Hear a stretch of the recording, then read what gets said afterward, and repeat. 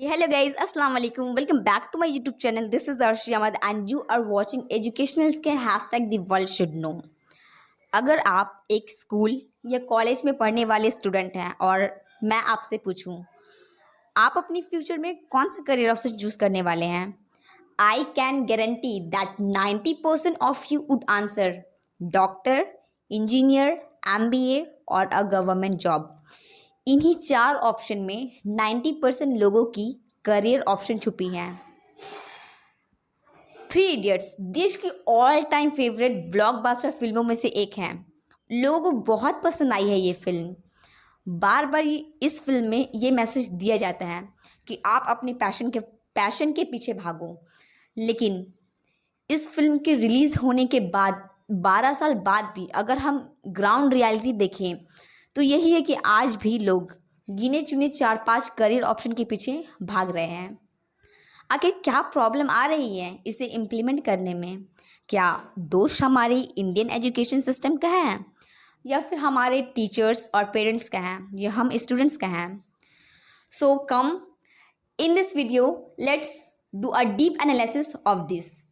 जब हम बात इंडियन एजुकेशन सिस्टम की करते हैं, हम बात करते हैं स्कूल और कॉलेजेस में पढ़ाने की तरीक़ों की, एग्ज़ामिनेशन की सिस्टम की, सिलेबस की। लेकिन असलियत में दोस्तों ये प्रॉब्लम सिस्टम से कई ज़्यादा बड़ी है। ये प्रॉब्लम पूरे इकोसिस्टम की इन्वायरमेंट की है। हमारे न्यूज़ चैनल भरे पड़े हैं 4 तरीक़ों की खबरों से।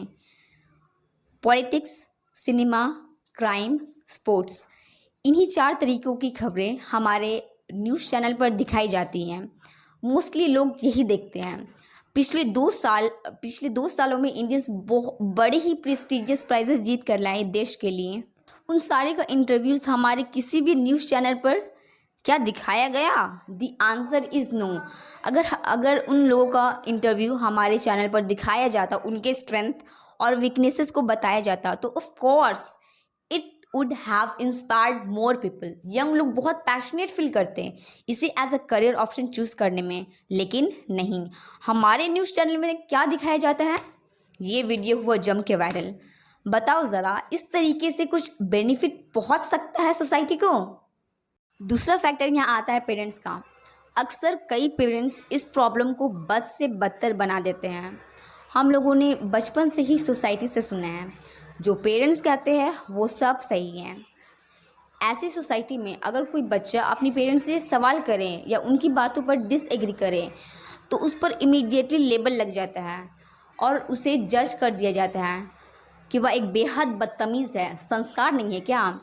और ऐसे पेरेंट्स जब ये बोलते हैं कि हम तो अपने बेटे को इंजीनियर ही बनाएंगे, हमने तो अपनी बेटी के लिए डॉक्टर ही सोच रखा है, हमने तो बोल रखा है कि बेटा जितना टाइम लेना है लो, UPSC ही क्लियर करना है।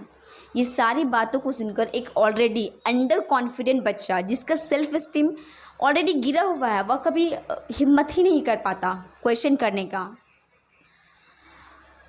मैं सारे पेरेंट्स को नहीं बोल रही हूँ, लेकिन कुछ पेरेंट्स ऐसे हैं जो प्रेशर देते हैं अपने बच्चों को। ये पेरेंट्स भूल जाते हैं समय के साथ खुद को अपडेट रखना, और जिसका नतीजा ये होता है कि इंडियन इकोनॉमी के लिबरलाइजेशन के 30 साल बाद भी आज सरकारी नौकरी टॉप डिमांड पर है। पिछले 8 सालों में करीबन 22 करोड़ एप्लीकेशन की गई सरकारी नौकरी के लिए हमारे देश में। ये जो रेशियो है ये 1 in 300 है, यानी 300 लोग खड़े हैं, लेकिन नौकरी सिर्फ उसी को मिलेगी जो फर्स्ट आएगा। जो सेकंड आया, थर्ड आया, वो सबको भूल जाओ, सब के सब रेस हार गए।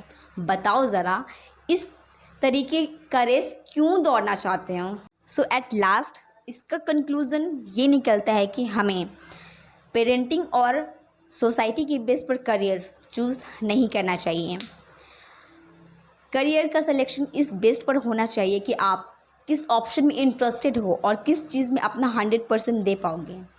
क्योंकि गाइस अंडरस्टैंड माय पॉइंट, होता क्या है ना, ज़्यादातर लोगों का ये मानना है कि इंजीनियरिंग और doctor as a career option choose करने से आपका करियर सेट हो सकता है और आपको सक्सेस तो मिलेगा ही, ऐसा लोगों का मानना है। लेकिन गाइज आप अच्छे से जानते हो सक्सेस जो ये वर्ड है इसका मीनिंग आप अच्छे से जानते हो। ये उन लोगों को मिलती है जो लोग अपना 100% देते हैं किसी चीज़ में, यानी कठिन परिश्रम करते हैं या छप्पर फाड़ मेहनत करते हैं। तो guys use your mind as per your interest, तो इंशाल्लाह आपको सक्सेस ज़रूर मिलेगी। Love you all, take care, bye.